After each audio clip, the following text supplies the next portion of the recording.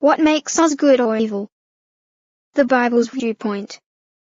The pages of history are filled with accounts of hatred and bloodshed. Yet, from the ruins of tragedy often arise extraordinary acts of human kindness and self-sacrifice.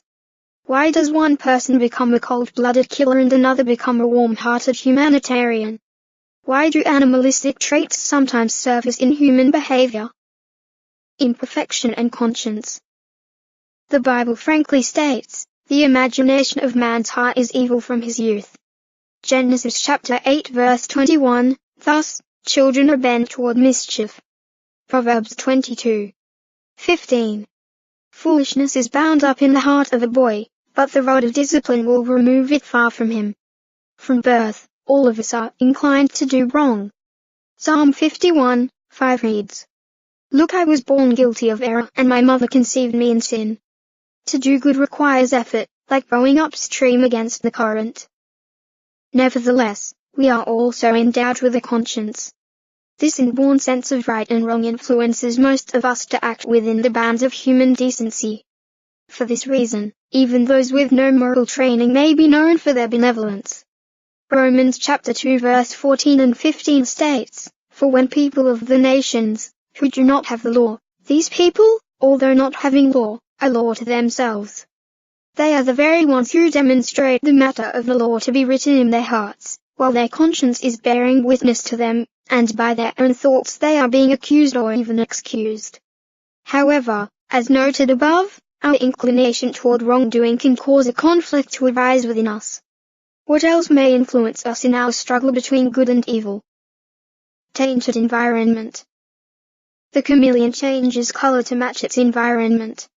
Similarly, those who make criminals their companions are more likely to adopt criminal characteristics.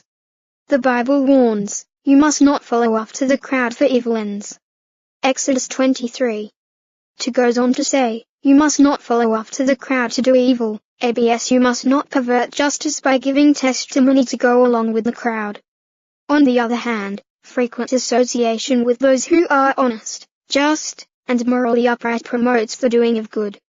Proverbs chapter 13 verse 20. The one walking with the wise will become wise, and the one who has dealings with the stupid will fare badly.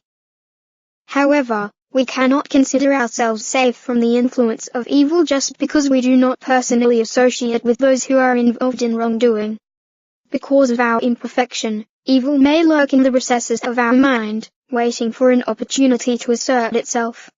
Genesis 4:7 reads, "If you turn to doing good, will you not be restored to favor? But, if you do not turn to doing good, sin is crouching at the door, and it is craving to dominate you." Furthermore, evil may reach into our home through the media. Video games, television programs, and movies often glorify violence and acts of vengeance. Even regular doses of world or local news may desensitize us to the evils of human suffering and anguish. What is the root cause of this tainted environment? The Bible answers, the whole world is in the power of the evil one. First book of John 5 verse 19, we know that we originate with God, but the whole world is lying in the power of the wicked one.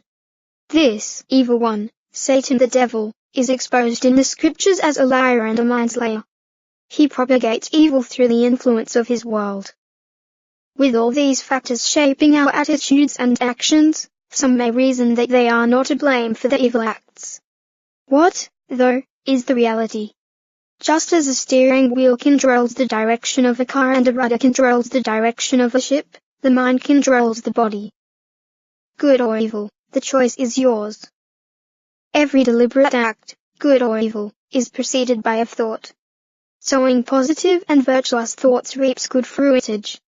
Conversely, if seeds of selfish desire are allowed to germinate in the mind, a bumper crop of evil is likely to result. Thus, it could be said that man is as good or as evil as he chooses to be.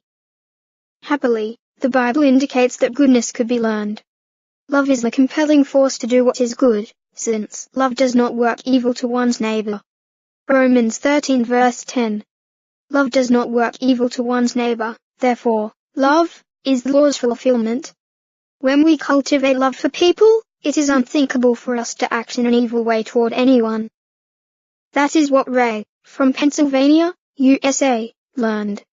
Taught to fight at an early age, he quickly earned the nickname Punch. He also struggled with a quick temper.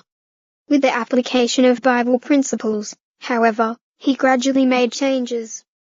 But this was not always easy. At times, he felt the way the Bible writer Paul did, when I wish to do what is right, what is bad is present with me. Romans 7 verse 2. I find then, this law, in my case, when I wish to do what is right, what is bad is present with me. Now, after years of determined effort, Ray is able to single quote conquer the evil with the good. Why is it worth the effort to walk in the way of good people? Because good will ultimately triumph over evil. The Bible states, evildoers themselves will be cut off. Just a little while longer, and the wicked one will be no more. But the meek ones themselves will possess the earth, and they will indeed find their exquisite delight in the abundance of peace. As shown in Psalm 37. 9-11. God will remove all traces of evil. What a glorious future awaits those who work diligently to practice good.